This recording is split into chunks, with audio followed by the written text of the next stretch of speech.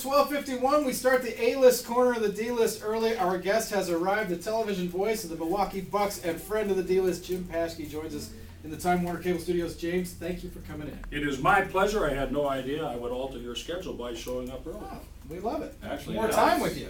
Well, it's more time with you because then we don't have to give you the bum's rush.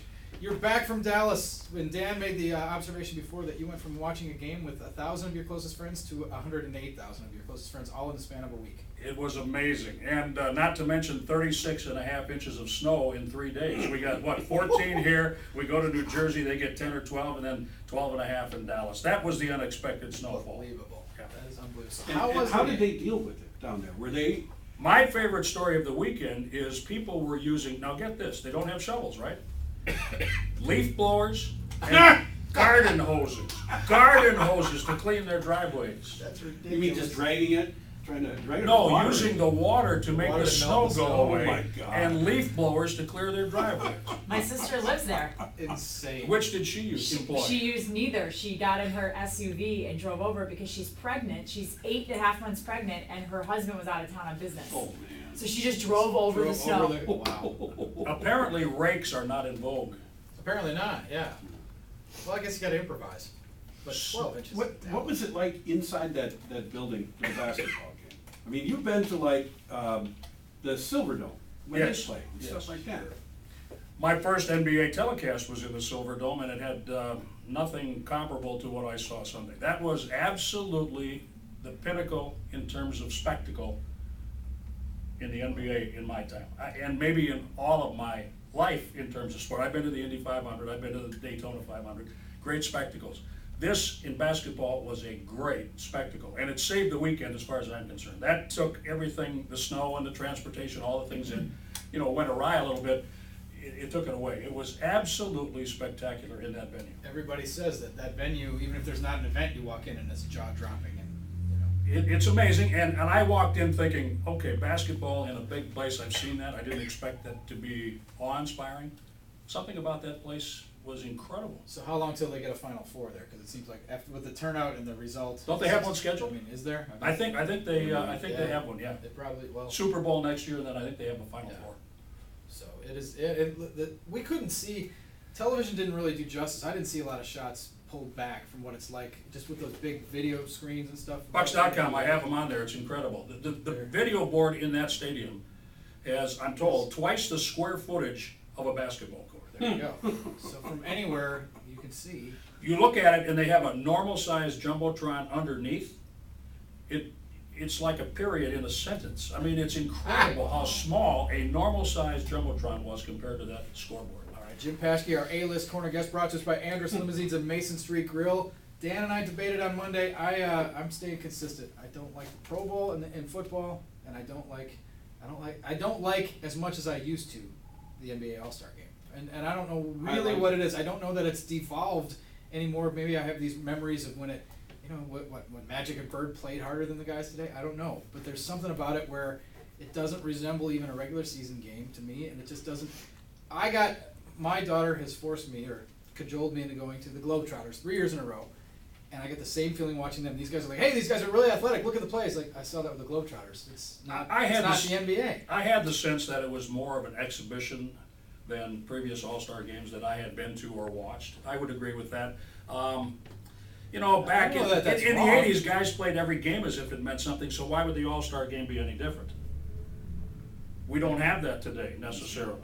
It's true. I liked the ABA. I liked it when the Nuggets were scoring 120 points a game. I like offense. That's why I like the All-Star game. Sometimes when it's 80 to 76, I mean, if you like defense, that's great, but this was wide open. It was kind of exciting.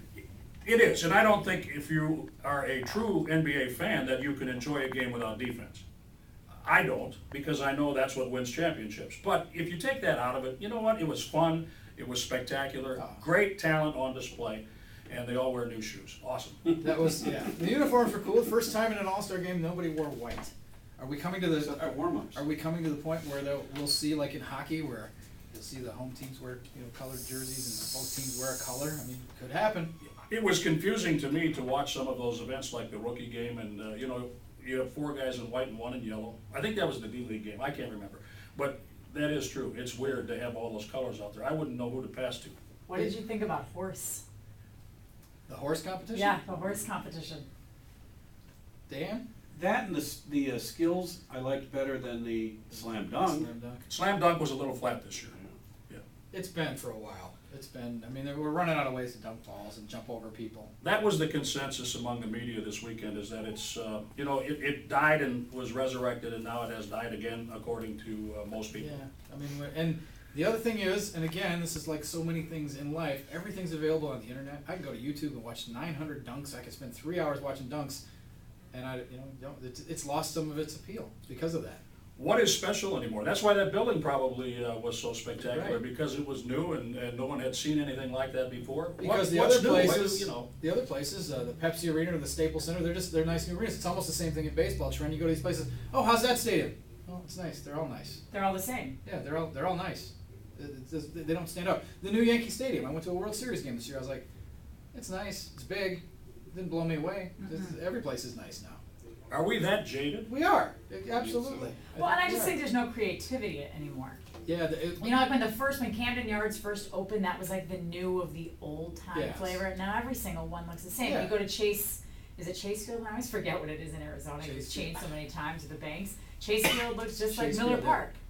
You know, I It mean, does. and not that those parks aren't nice. no, but they're all. But there's they nothing. don't stand out. Yeah, there's nothing. The old Yankee Stadium had history. Like I'm sure Boston Right. Garden and Fleet Center. You had that Sure. just dripping from the walls. You don't have that with newer buildings, but they're nice. And when people ask me my favorite arena, I say Conseco Fieldhouse, because it's a replication of old. Mhm. And they did a great job with that, and they can't believe that I would say that. Well, that was kind of the basketball's version of Camden Yards. It Went was. back to the older. Right.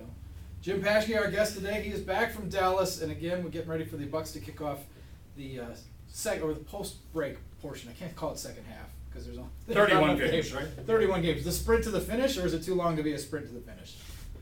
No, it's a little over a college season, right? Everything seems like a sprint when you get up over 50 to me, but you know, 31 games is significant, and it'll be interesting to see. The Bucks have 24. What's the number going to be to get into the playoffs? I'm trying to figure that out. Any ideas? Question. That's a great question. We had the over/under earlier in the year. Dan, what do you think the number is to get the playoffs in the East? 40 or 41. You think That high? that high? So I have a feeling somebody's going to go on a run. Okay, so the Bucks need 16 or 17 out of 31. With their Doable. home games, I think Doable. they could do it. With the schedule, yeah, definitely. It's doable. It is doable, definitely but you know, can't afford many hiccups. And it's baby steps. As we go to break, that's the same thing we said with the Brewers. We just want to see meaningful games toward the end. That's what we want to see. That's a step. That's progress. Meaningful games at the end of the season. We didn't see those last year. We are live from the Time Warner Cable Studios. Jim Paschke, our A-list corner guest today on the D-List, brought to us by Andrus Limousines and the Mason Street Grill. This is the D-List 540 ESPN, ESPNMilwaukee.com.